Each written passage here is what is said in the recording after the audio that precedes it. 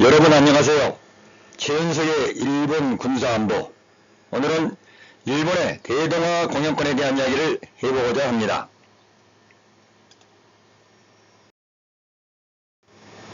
대동아 공영권, Greater East Asia Co-Prosperity Sphere. 여러분의 구독과 좋아요는 큰 힘이 되고 있습니다.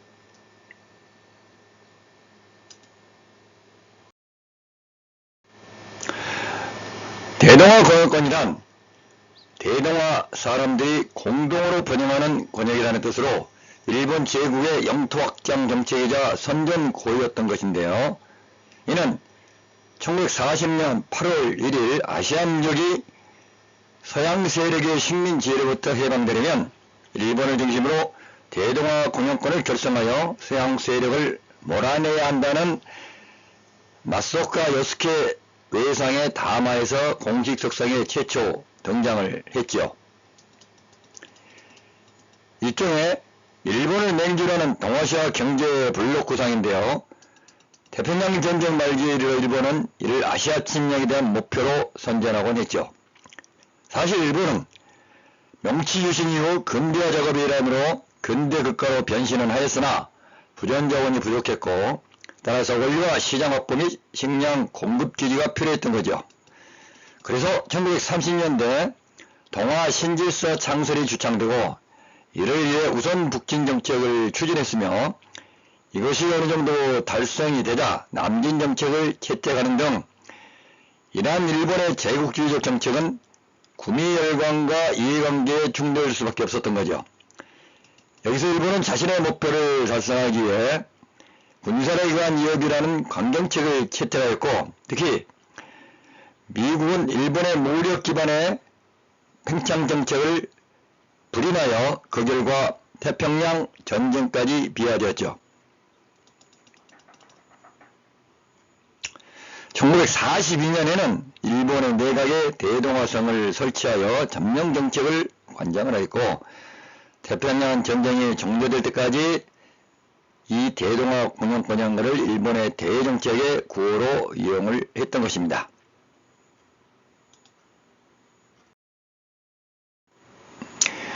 대동아 공영권의 뿌리는 일본의 대아시아주의에 기반하고 있는데요. 이 대동아 공영권이라는 말은 1940년 7월 일본이 국책 요강으로 대동아 신질서 건설을 내시하면서 처음 나왔던 건데요.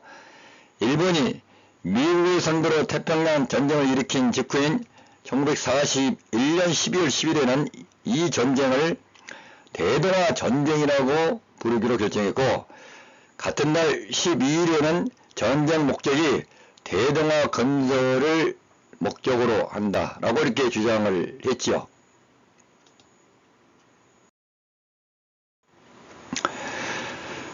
네, 1930년대 초 대륙 침략의 발판을 마련한 이시하라 육군 중장의 동아동맹 건설 사상인데요.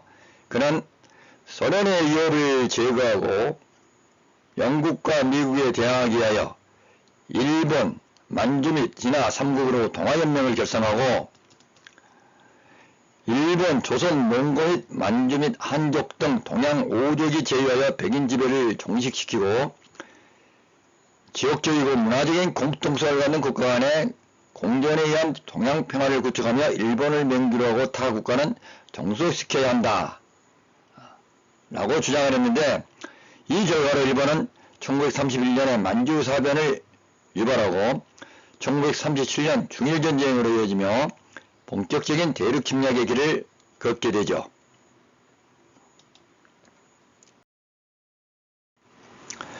1941년 12월 도조 히데키 수상의 명령에 따라 일본 육군성과 해군성은 아래의 그림이 포함된 대동아 공영권에서의 토지 처분원이라는 문서를 작성했는데요. 대동아 공영권의 범위가 중부, 동남아, 북아메리카, 라틴 아메리카까지 확장되어 있음을 볼 수가 있네요. 여기 있는 이 회색 부분은 태평양 전쟁 당시 일본이 실제로 점령한 영토인데 다만 태국의 경우에는 일본의 영토나 점령지는 아니었고, 그림의 지도에서 보듯이 아시아라고는 보기 어려운 지역, 즉 지도에 미국의 일부 그리고 뭐 쿠바까지 이렇게 포함되어 있으니, 이것만 보더라도 대동아 공영권이라는 것은 일본 제국주의의 과대 망상의 구호에 불과했던 거죠.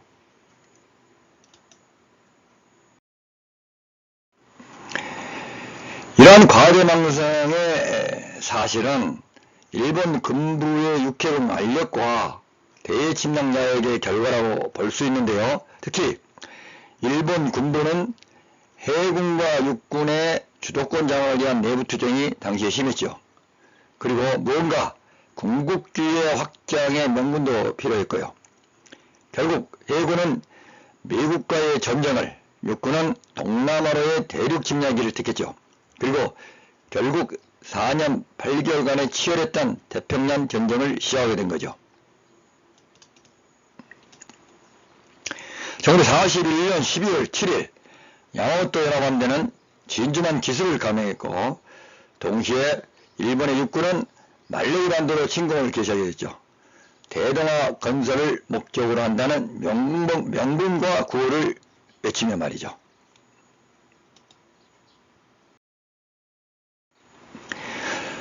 (1940년) 일본이 발표한 기본 국책요강 근본 방침에 한국의 국사는 팔갱이로 즉 온천하가 한 집안이라고 하는 나라의 대정신의 기초를 두고 세계 평화 확립을 위한 근본으로 한국을 핵심으로 일본, 만주, 진화를 강구히 결합하여 대동아 신질서를 건설한 것이다라고 하고, 이를 위한 국방 및 외교 방침은 한국 내신 정세를 감안하여 국가 총력 발휘의 국가체제를 기울여서 국시 수행을 위해 군비를 충실히 한다라고 책정을 했죠. 1941년 국책 수행 요강에 제국은 세계 정세의 변화에 적응하여 대동아 공영권을 건설하고 세계 평화의 확립에 기여하는 방침을 견제한다 라고 규정하고, 41년 12월 7일 태평양 전쟁을 진주만 공격으로 시작하며 12월 12일 가기에서 이 전쟁을 대동아 전쟁이라고 명명하고 대동아 신질서 건설을 목적으로 하는 전쟁임을 선포하였으며, 국가 총력을 다해서 웅비하고 광범위한 대작전을 수행하면서 대동아 건설의 대사업을 매진한다고 천명을 했죠. 그렇게 시작한 태평양 전쟁은 미드웨이 해전에서 미군의 박살이 나면서 미군이 본격적인 반격에 돌입함으로써 일본 군국주의는 패전의 길로 접어들게 되죠.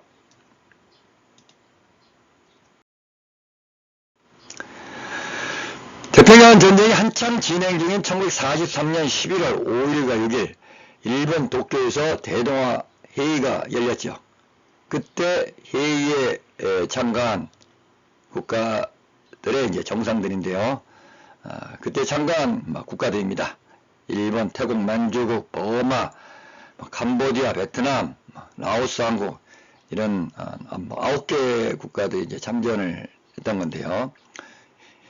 가운데 빨간으로 표시된 자가 태평양 전쟁의 1급 전범자인 도조 히데키 수상이죠. 일본이 패전 후에 극동연합군 재판소에서 교수형에 처해졌죠.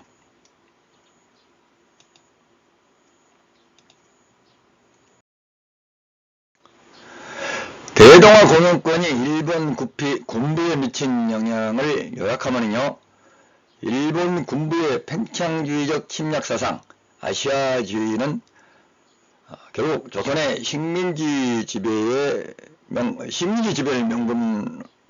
제공하고 또 식민지 지배를 하게 된 이제 계기가 됐던 거고요. 이어서 동아시아 동맹을 건설하자는 이러한 사상은 만주사변, 그리고 만주를 지배하게끔 하였고, 이후에 이제 동아 신질서를 구축하자라는 이제 사상은 중일전쟁, 그리고 중국을 포함한 중일전쟁을 유발하여 중국을 포함한 인도진화 지배의 명분을 제공했고, 추후에 이제 대동아 공영권으로 이제 확대가 되는데, 이는 필리핀과 태평양 제도를 지배하자는 그러한 생각인데 41년도 태평양 전쟁을 유발시키는 그러한 어떤 근본적인 어떤 바탕을 제공하게 된 거죠. 그래서 이 대동아 공영권이라는 것은 결국 일본 제국주의의 침략의 명분과 점령지역 부대의 주둔의 당위성, 그리고 그 전쟁에 참가하는 군인 각 개개인은 성전에 참전한다 라는 어떤 사명감을 부여를 했고, 또 성전에 반대하는 자에 대한 처벌의 명분을 제공했던 것입니다. 여기 있는 인물들이 바로 대륙 침략 시작의 주범 이시하라 가란지를 비롯해서 태평양 전쟁의 주요 전범들인데요. 이들 대부분은 일본의 무조건 항복전에 권총으로 자결하거나 칼로 활복 자살하거나 이런 자들이 대부분이고, 또 그렇지 못한 사람들은 극동연합군 재판소에서 1급 전범으로 분류되어 나중에 교수형으로 다 처해졌죠.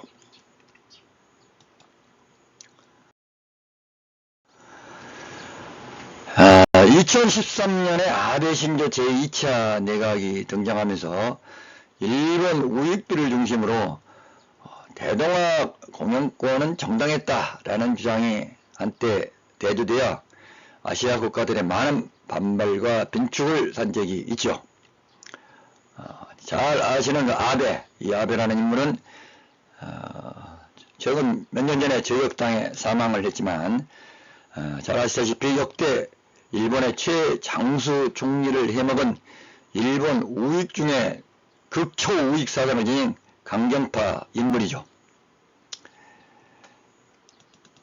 재임 중에 야스쿠니 신사 참배를 강행했고, 지속적으로 우리의 독도 영유권을 주장하고 이 독도에 대한 영유권을 일본 교과서에 편입을 시켰고, 또 안중근은 테러리스트라는 발언 등이 있었고, 중국과의 우발적 무력충돌이 있을 가능성이 있으며 아무리 경제적인 연계가 높아도 피할 수 없을 것이다 라는 강경한 태도를 견지했고, 또 일본의 재무장을 주장했으며, 또 일본 정부에서 가미카제 특권기관들의 유서를 유네스코 세계기록유산으로 등재하려는 시도도 있었고요.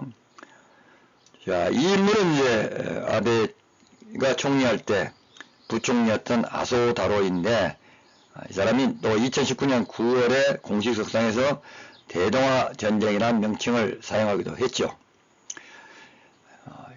일본은 지금 어떻게 보면 신대동아 공영권 이러한 시대를 추구하고 있는지도 모르겠습니다. 즉 공국주의가 아닌 이제 자유민주주의 시장 경제를 주창하고 있지만은, 일본의 최근 행보는 동아시아와 세계 질서에 일본이 적극적인 역할을 담당해야 한다 하면서 상당히 그 대외 정책에 대해 적극성을 띠고 주도적으로 지금 활동을 하고 있는 거죠.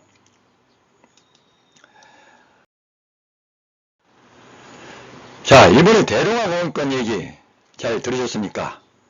대동아 공영권은 앞에서 말씀드렸지만 실현되기 어려운 일본 군국주의의 망상이었던 거죠. 그리고 그들이 채택한 대동아 전쟁이라는 용어는 잘못된 용어입니다. 가끔 일제 강점기를 경험한 어르신들이 대동아 전쟁이라는 용어를 쓰는 걸 들었습니다만, 일제 군국주의 잔재에서 나온 용어이므로 잘못되었고, 태평양 전쟁이란 말이 정확한 용어입니다. 여러분 끝까지 시청해 주셔서 감사합니다.